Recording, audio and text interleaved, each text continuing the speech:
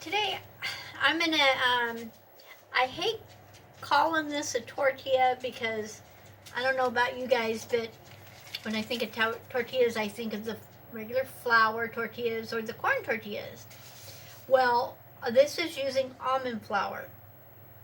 So, while the rest, it doesn't taste like almonds, but if you make anything with almond flour, it has a bit of a nutty taste. It's good. I enjoy it. I like it. But it also has, if you're going to look at it as a tortilla, more like a corn tortilla, the texture wise. But it is really good. I'm only going to make a half order because I only have my little food processor, and I usually can get just two little flatbed, I don't know what to call them, almond tortilla maybe. But the original, this original recipe came from Joe Duff. He's got a YouTube channel, and I can't remember when I got this from him, but this was a recipe that I did get off of his channel, and it calls for 1 cup of almond flour, 1 tablespoon of xanthan gum, half teaspoon baking powder, pinch of salt, and 1 egg. Now, I've already got the dry ingredients all in here. That's all in here. And when I bought my xanthan gum along, this has lasted me forever. And this is just the Hodgson's Mill xanthan gum. And this is what I use. But this is for a half recipe. This is in half because my little food processor's little. And I finally got myself one of those little zippy coffee deals, and I use it. But guess what else I also use it for? When I'm making the recipe and it calls for a half an egg, or a whole egg, and I only need half, I put it in a little cup and I zip it up, and I only use half of it. And this, because I made some of these yesterday also, and so I still have half of it left, and so I thought, well, I'll video for you guys how I make it. This little zippy doo, I don't even know what the name of it is. It just says milk frother. I finally got one off of, and it has this little attachment, and it has 3 speeds. And then it also has this one that I use for the frother. And the nice thing about this is you charge this through a USB port. I don't know if you can see, but there's a little, see right there, a USB port. So, like if you're out camping, you can plug in your USB and keep this charged. But that's what I do with my egg. I already remixed it, but I put it in here and I mix it up. And then this comes off. So basically, this is all the ingredients halved of what I told you, and I'm just going to put this in my little baby food processor without making too much of a mess. So this is a half a cup. I have to do it like this because this is kind of small, and I end up spilling it all over the place. So,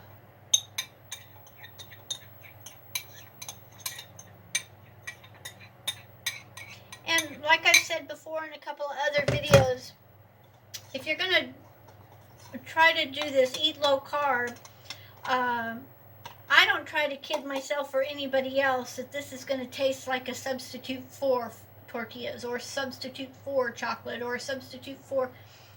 It's going to have its own flavor. That doesn't mean that your taste buds can't like this new way of eating. I think the biggest part of switching to low carb is the sugar, cane sugar, the syrups. Syrups are 10 times as bad. Honey for diabetics is not good. And that kills me because I have quite a few friends, beekeepers, that I get raw honey from, and I can't use it. Now, that being said, I do keep the raw honey because it's unpasteurized, and this is another subject, but it's great for owies. I've used it on my dogs, I've used it on my horses. It's great for wounds, of people wounds, animal wounds, whatever. Unpasteurized honey. It's great. So anyway, back to this. We're going to call it, I don't know, almond flatbread. So, and one of the keys is a non-stick pan, and you want it hot, hot, hot. Okay. So let me add my egg.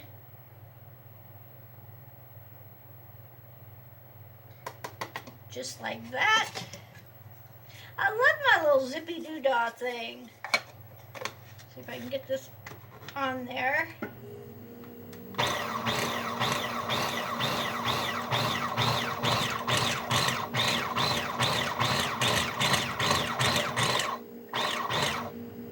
And then there you have it.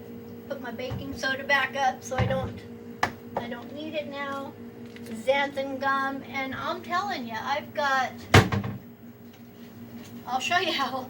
I've probably had this box for the 2 years, and this is the only packet I've used, and I use this all the time.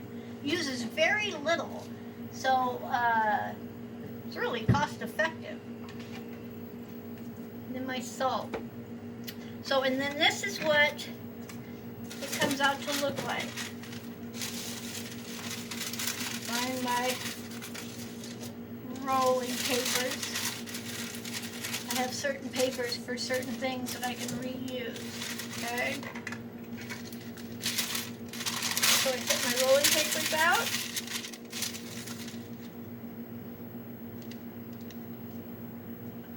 And I pull my dough out. There's a little bit in there. See? It's just dough. Just tacky. And then what I do, I have my saran wrap.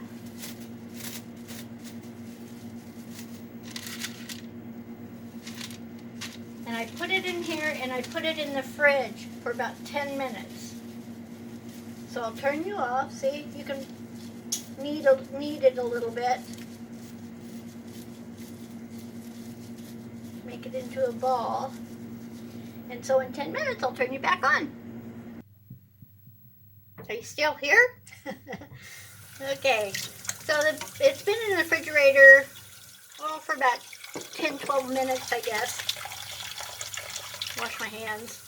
I love Miss Ginger, but I don't want her in my food if I can help it.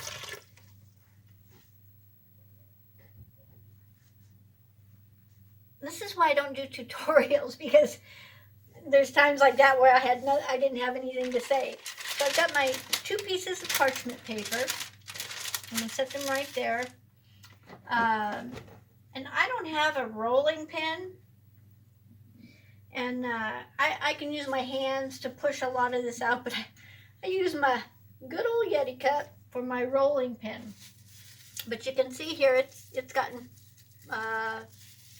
cooled off. So what you're going to want to do, depending on the size, now a half, I can usually get about three out of it. So see, now I make them pretty small, so I'm just going to roll it in a ball.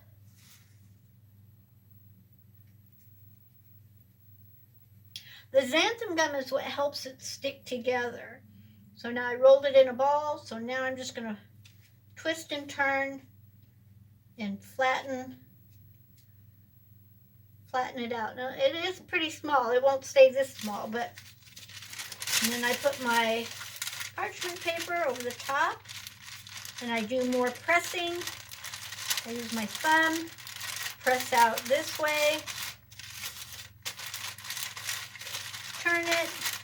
Can you see? Press out this way. Start from the middle. This doesn't really roll out like regular flour dough or corn corn dough. And I just keep doing it like this, just using my thumb, pushing it.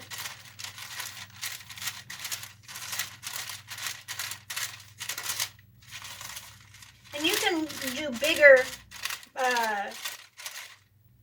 tortillas. I'm just going to call it a tortilla. I don't know what else to call it. Bigger tortillas. But usually, I only make 1 or 2 to eat. And then you can see like this. And then I take my pretend rolling pin and I roll it. I need to see if they make baby rolling pins, because I don't make big, huge batches anymore. Well, that was rude. It shut off, as usual. So my burner is hot now, so I'm going to set my pan on there. And what I usually do, make sure I flip this over on the other sheet, put it on there. And this is, I say that because I use it for the same thing all the time. I don't use any oils, butters, anything. I just use a hot non-stick pan. And so I'm just going to eat this with butter. Sounds good. I like to make them where the edges get a little crispy. I did that with my regular tortillas too. I like that. But the key is, especially with the non-stick pan, I'll show you what I do. I let it heat, and then I kind of move the tortilla around, let it heat, move the tortilla around.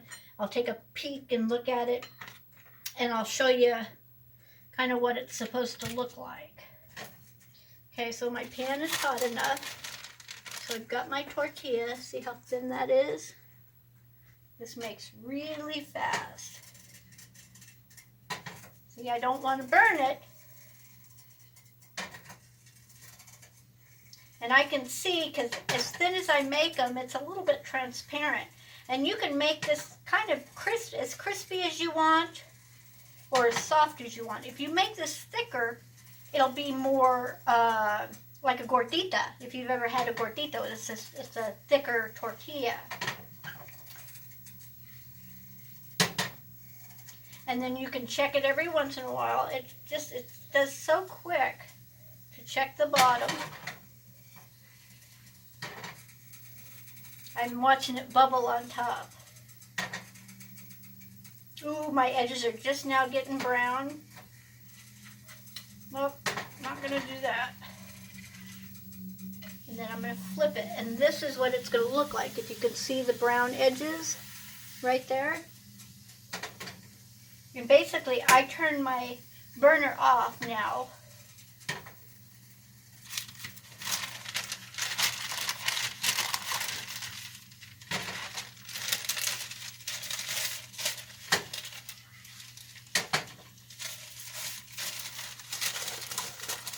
So I make these all the time. Now I make that other recipe that I make, the bread recipe, if I'm having like biscuits and gravy or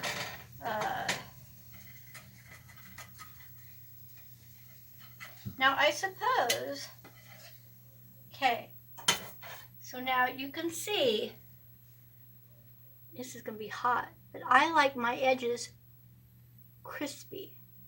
See? Ooh, that is so yummy. So, and there's the back. Okay.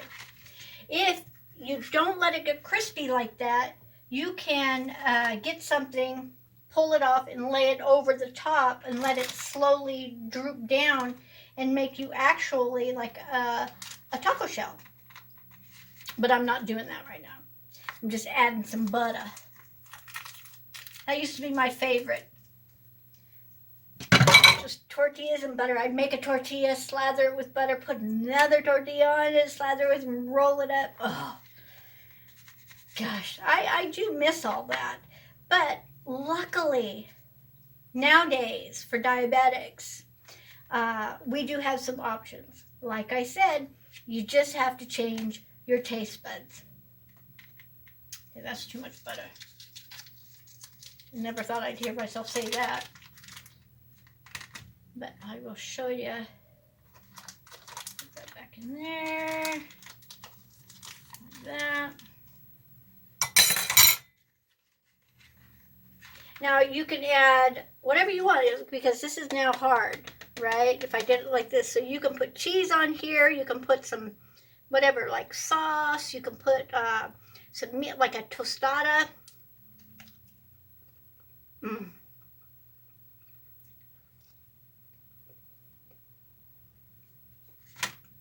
It's good stuff, Maynard. The key is it's letting your taste buds be open to new tastes and flavors. It's not, like I said, it kind of tastes more like a corn tortilla. I'll be glad when all these keto and low carb people find a good substitute for flour tortilla. But I haven't found one yet. So anyway, there you go. Joe Duff's recipe on YouTube for a tortilla, low carb tortilla, right there. Alrighty, y'all. Adios.